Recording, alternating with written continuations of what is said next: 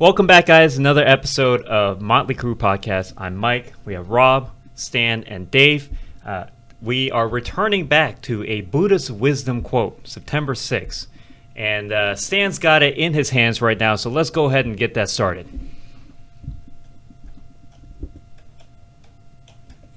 So the reading for today, September 6th. It is no good reciting the scriptures if you don't live your life by them. It is better to know a few texts well to overcome desire and live your life properly. This will give you a wonderful life. Well, Stan, I have no idea what the hell that means. In all seriousness. Okay, well, I'll read it again. Well, yeah, you got to go through it one more time.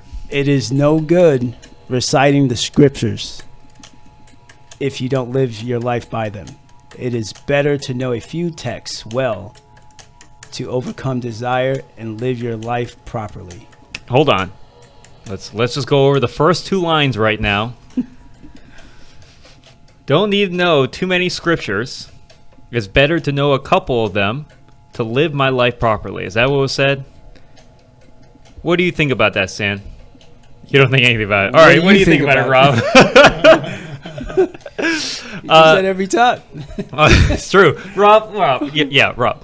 Okay, so should I know more scriptures? Are we running that the whole time? I guess so. Yeah, why not? All right. So, should I know a couple of scriptures really well instead of all? Isn't this the same thing as saying, like, hey, master a few and not necessarily a jack of all trades? Is that a similar type of situation or no? Because arguably, as you say already, a lot of times when we move forward, we want to move forward knowing as much awareness about everything that we can, right? You can't act on something that you don't know about. So when I see this, and when I hear about this, saying like, hey, we should only go by a couple of scriptures, well, who's to say that Scripture 7, 8, and 9 wasn't even more profound than Scripture 1, 2, and 3? I mean, I think it more or less is talking about living the words that you're either reading or speaking, right? Walking the walk. Yeah, as opposed to talking the talk, right? Because we know a lot of people that will really, that can talk the talk really well, but then when you assess or look into their life, how are they living themselves?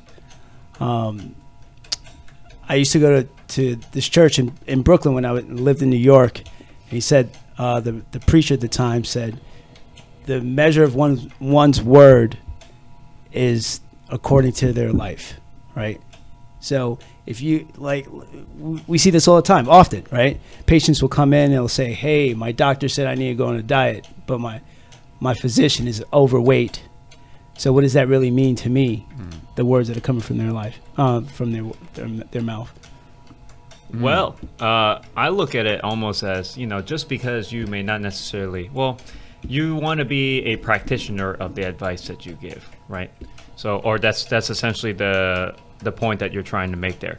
I don't know, because remember, can be all kinds of different values or systems that you could go by. So they may not be going by the advice that you thought they gave you. They could be going with a different advice that you didn't know of. How do we know that that's not the case, right? And they could be contradicting. You've officially confused me. I'm not going to lie to you. I'm a little confused. Yeah, as I don't well. know where you're going with that. Could you elaborate? Okay. So, for example, let's say that, hey, same example. This physician's telling you to go and lose weight, and they themselves are overweight, right?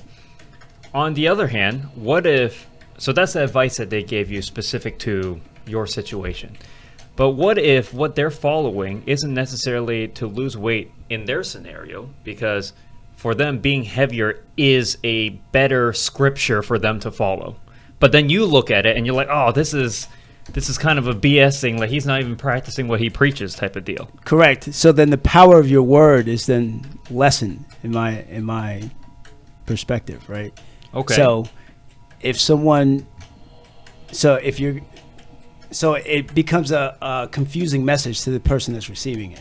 Like, if this is the way towards health, then why are you not practicing the same message that you're preaching? Who's to say that they're not practicing towards what they're preaching? You're absolutely right. Right. But again, your lifestyle and the way that you present yourself would shows a particular Would message lean as well. a particular bias. Right. There is no better way to convince someone of something than walking the walk. You could be the smoothest talker, the smartest person in the world. And Stan and I bring it up all the time in the clinic. If a patient walks into the gym and they want to start personal training, and I'm standing at the front with a clipboard, and Stan's standing at the front with a clipboard, they're going to pick Stan 9.9 times out of 10. Stan is walking the walk. He looks the part, and he can have the intelligence speak as well, right? Okay. Stan is in shape. That's a nice little ad right there, Stan. Absolutely. Stan is in shape, right? He walks the walk, right? So we see that, I think, in every single facet of life. I think you can take that right back to the doctor that's overweight that tells you, hey, you got to lose weight. But then maybe I'm 100 pounds overweight myself, right?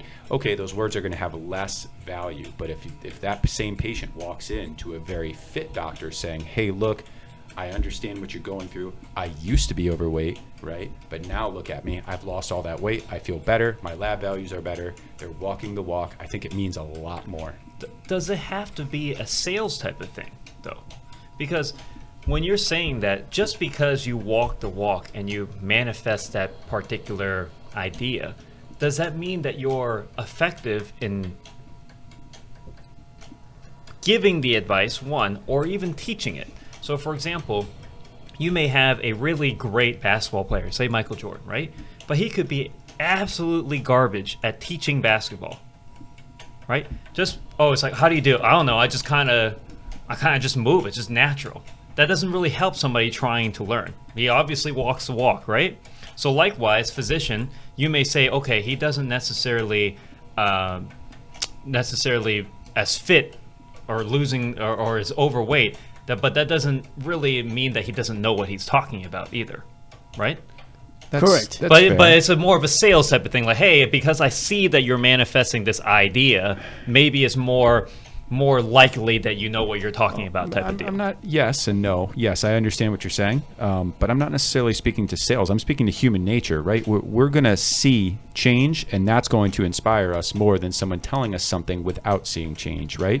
Because that tangible change that we can see, right? That is going to inspire us to make a change. I also think it's the belief in the words that you're speaking, right? So this is where it comes to, if you don't live your life by them, what does it matter that you know all these scriptures? It's the belief in the actual word, right? So it's not necessarily, do you, like that physician, we're not taking anything away from the physician's knowledge or their capabilities. But if you are not practicing the words that you are speaking, then to me, it kind of seems like perhaps you don't believe in those words. In what you were saying. And what you're saying. Right. What do you think, Rob? Yeah, I think most people, as they go through life, they learn the way that they're supposed to live in one capacity or another. It's just different challenges that come up throughout life that actually prevents you from doing those practices. So yes, I think it's good to know it, because if you ever want to fall back on it and you say, I want to make some lifestyle changes, you can always make those lifestyle changes. But at the same time, you can still talk about these things and influence others without actually practicing it yourself. Because clearly the physician has a lot of knowledge about the body, about nutrition, about how to continue to make the body survive and thrive. He might not practice those practices himself because of different life challenges that might come up. Time, family, all these types of things. But he wants to impart that knowledge into you. So I think everybody, just generally speaking, have our weaknesses. Everybody has their weaknesses, things that they fall short on, things that they wish they would have done for that day that they didn't get around to doing, or for that year, New Year's resolutions, all these types of things. A lot of the times it falls back. But it doesn't necessarily mean you can't look to somebody that you care about, or somebody that you're trying to tutor, or somebody that you're trying to raise the right way, to say that this is where I failed, but this is where you don't have to. So I think, yeah, it's easy to say that, that a person could learn all these scriptures and not walk the walk, but they're talking the talk. But you don't really know what's behind the scenes as to why they're not walking the walk. But at least they're instilling that knowledge into you. So you really should still take it in and say, well, maybe there is some validity to this because this person might be trying to help me out where they couldn't help themselves. Yeah, I absolutely agree with your point. But I think the focus of it is, instead of knowing so many different scriptures, focus on the ones that you can actually live in your life currently, right? So, yes, we don't know the entire story, and this is not, a cast of judgment to minimize anyone. But instead of knowing the whole book, maybe at the current moment, focus on the scriptures, and then build as your capacity builds as well, right? I think that's what it's more so talking about when it says it's better to know a few texts well to overcome desire and live your life properly, right? Because if the more information you know, the more you can stray if you do not have the discipline. But couldn't we also say that some advice is applicable at certain points of your life, and they're not applicable later in your life? Like, so for example, we can think about like, hey, when you're in high school, how popular you are matters a lot. And then later, as you transition out of school, it doesn't matter as much. So some of the scriptures or advice that you may have lived by and experienced during that time is not applicable later, right? So what I'm trying to get at is some of these different values and stuff that you're talking about, they may change or morph over time, or may even become irrelevant. And if you continue to stick to this thing to have a wonderful life, it may actually be to a detriment.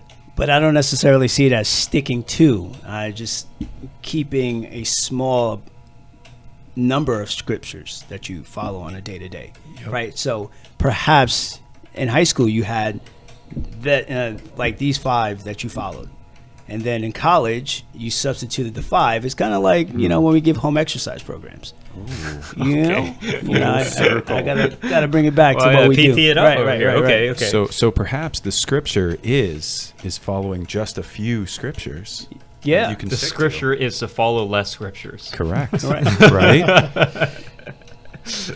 Inception. I guess so. Scriptures. Yeah. Scripture in scripture. That's how I see it. Like, hey, in the beginning of treatment, maybe I give 3 to 5 exercises now.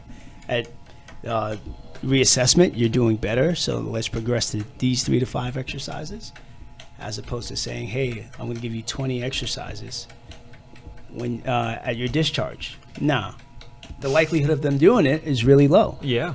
So, but if at discharge I say, hey, these are the 3 to 5 exercises I want you to do on a daily basis, the likelihood that they follow that 3 to 5 is more likely. Exercises are more likely. So that's how I kind of visualize that. Mike, what do you think? That's what I've been thinking. I've been trying to explore. What are you talking about? I've been exploring this for the past 10 minutes, 15 minutes. Yeah, but I want to hear more Mike-isms here. I want to dig a little deeper, not just moderate and kind of devil's advocate. Let's get a real deep Mike-ism here. I don't even really know what the hell this means. It's hard for me to devil's advocate it when I'm trying to figure out what the hell this means in the first place. Seriously. All right? It's like saying, okay, there's no good in reciting scriptures. It's like, okay, just because I know something's good, and but if I don't do it, it pretty much doesn't matter. That's the first part. But then, if it's better to know a few texts, it's hard to know if that text is relevant and or good, right? Because anything can be good and bad depending on whatever situation that you're in, right? And then, to overcome desire and live your life properly. I don't know if I can ever overcome desire, and I don't really know what living my life properly means. I'm assuming living my life properly means to live in a community and succeed or manifest.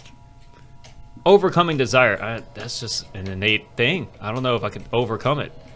And then it'll give me a wonderful life. So in other words, I might just be screwed to a subpar life then. If I go by this particular scripture, that is. Wow. That's Yeah. what I'm talking about. That's really deep, Mike. This is what we needed. This is what you needed? We needed that. So that's why I'm Mike-ism. saying Wow. when I read this, I don't know what the hell I'm looking at because I'm hearing what you guys are saying. I'm like, oh yeah. But then I break it down sentence by sentence, and I just don't know. And then now I'm asking you guys, you're like, I don't even know if I know, based on what I just said.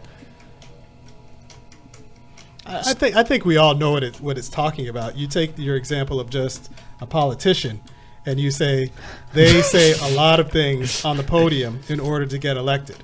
Yep. But then when it comes about, one, either they don't do it, or they're embroiled in some sort of scandal where you see right through them, and they're not really taking those texts or those scriptures that they're actually talking about and then following through with their life. And I think that's where it really poses a problem in everyday society, because we place so much weight on man in order to be as perfect as they say they're going to be.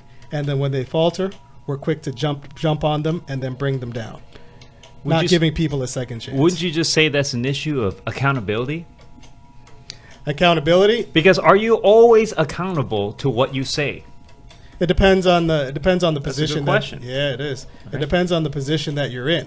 It depends on who you're trying to be accountable to. How much your word has an effect. Yeah, exactly. Arguably, we don't know how much our word ever affects. Some of the things I may say today may not affect you at all. Or who knows, maybe 2 weeks from now, Stan's like, you know what, Mike says something like that, and that was a good point, or not a good point, or whatever. Sometimes you do, sometimes you don't. I mean, we're four guys talking to people listening on different media platforms. But if you're if you're preaching in front of a congregation of 10,000 people, you know all of these people are looking to you for proper scripture in whatever faith base you're talking about. If you're talking about running for governor or the president of the United States, you can largely influence millions of people across the country, across the planet even. Their words are going to hold a lot more weight, and they know it immediately. Even with us, when we talk to our patients, our words are going to hold a lot of weight to our patients, so we have to be careful of what it is that we say. So I think you do have some idea of the people that you're actually reaching and the people that you're actually touching. You might not know how far reaching it's going to get, but sometimes you do. Sometimes you know you're talking to 20,000 people. So we'll leave it at that, as Dave, Stan, and Rob have a synonymous understanding of the meaning, and I will be left as undecided and or don't understand, even after further explanation. Unless you guys want to add to it. No, I just think like usual, All right. Rob just right on point. That's just what he does. The wisdom. And I'm just a bonobo out here. All right. Thanks for watching, guys. This is once again, I'm Mike. We got Rob, Stan, and Dave. Another episode of Motley Crew Podcast. Thanks for watching, and I'll see you guys in the next one.